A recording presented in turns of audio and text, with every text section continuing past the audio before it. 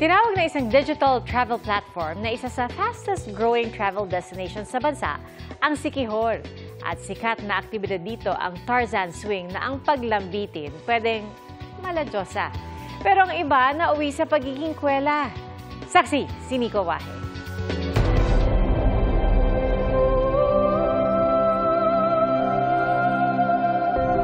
Flying like a fairy ang peg ni It's Showtime host Ann Curtis habang nakalambitin sa viral na Tarzan Swing sa Cambugahay Falls sa Lazi, Siquijor.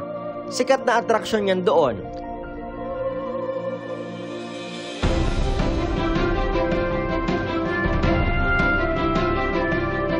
Kaya ang turistang si Lynn, pumasa rin.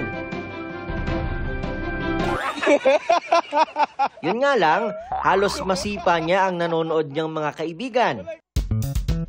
Kinagiliwan tuloy ng mga netizen ang anilay expectation versus reality na pag-swing tulad ng kay Ann.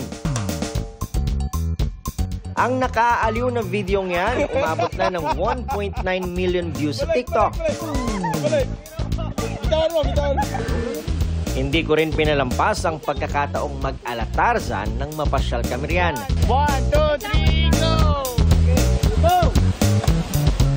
Hindi rin nagpahuli dyan ang aking may bahay.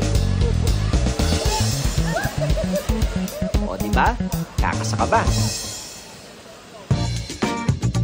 Talagang napakaganda ng tanawin sa Siquijor na isa sa mga fastest growing travel destination sa bansa ayon sa isang digital travel platform.